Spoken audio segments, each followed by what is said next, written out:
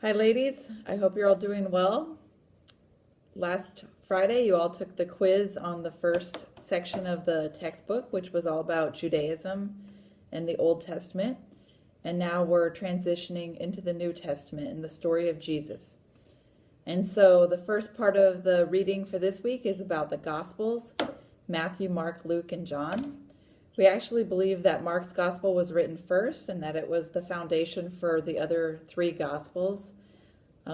Matthew and Luke, we believe, were written approximately the same time without really knowing the other person was writing, in two different places in the Mediterranean Sea area. John's Gospel was written last. It is the most unique of the four Gospels. 90% of it is unique. And we believe that John was familiar with the other three Gospels and just chose to add in the rest of the story, and the whole tone of his Gospel is very different. So the Gospels of Matthew, Mark, and Luke are considered the synoptic Gospels.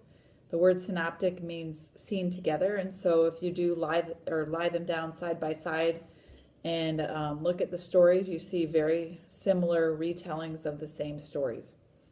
And actually, there's books that you can buy that are called synopses, and they do have that, where they have all the four Gospels and each account of the same story, so you can compare them pretty easily. And again, Matthew, Mark, and Luke are pretty similar.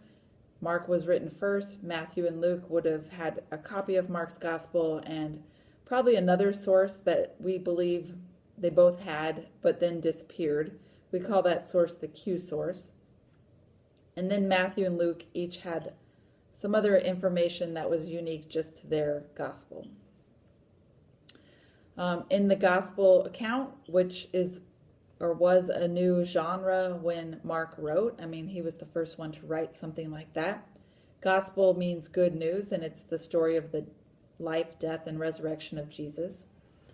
And it's very important to understanding Christianity to understand the Gospels. There's some overall themes that are in the Gospels.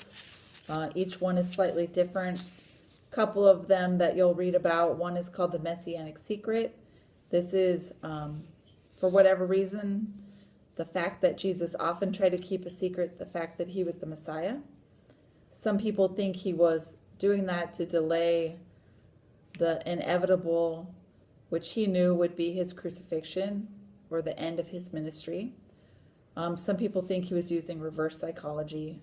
There's several theories about why he wanted to keep that a secret, but it's clear, there's a lot of times where he would perform a miracle and say, don't tell anyone about this.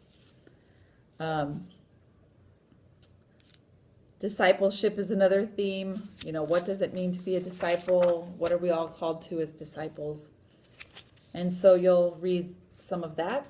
Also, as we read about the early church with the apostles taking over after Jesus died and rose from the dead and ascended into heaven, the apostles kind of take on the leadership, and we start to see some early positions or roles start to be developed, like the role of bishop or presbyter, which really means priest, or our modern word priest is referring to that. There were deacons and deaconesses, and those were kind of the leaders in the church, but of course there were all sorts of different offices, like the office of the widows. There were people whose job was to dig graves. So people started to take on different roles within the different Christian communities. We have Peter and Paul really to thank for the early leadership of the church. Peter was kind of the official spokesperson for the church, the head of the church. Paul did an amazing amount of traveling, setting up all sorts of Christian communities. Paul really reached out to the Gentile people, and that was, at one point kind of controversial, but eventually led to the church really spreading. And so there was a church meeting in Jerusalem, sometimes called the Apostolic Assembly or the Council of Jerusalem. And this was the first church council. They were trying to decide what to do about Gentiles who wanted to convert. Some of the apostles believed that they should first become Jewish, which would have essentially meant they were circumcised and they followed the Mosaic law. And then others, like Paul, believed that they should just be a Christian without having to be Jewish. And Peter kind of surprised everyone and agreed with Paul. And that was the decision at the Council of Jerusalem, which was about 49 AD, that if you were to be Christian, you don't have to be Jewish first. So that was kind of the beginning of the end when we think about the combination of Christianity and Judaism. The very first Christians would have also considered themselves Jewish. By 90 to 100 AD, those are two separate religions.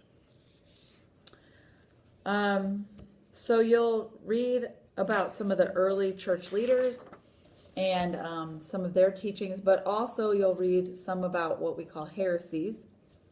These were lies against the church, and there were various different beliefs that were declared heresies by the Christian church. One of them is Arianism. One of them is Gnosticism. There's several others that you'll read a little bit about, but essentially the big debate was over the nature of Jesus. Was Jesus fully human? Was Jesus fully divine? Was he part human, part divine? Was he fully divine and only seemed human? These were the things that they really argued about, and that was kind of the root of all of these different heresies, their claim about the nature of Jesus. So while you're reading this week, kind of ask yourself about, the nature of Jesus, and also think about what beliefs or teachings might be considered heretical today. You do have one reading task to do this week, and that's your only assignment for the week, along with the reading. Okay, so I will make another video next week and talk to you then. Bye.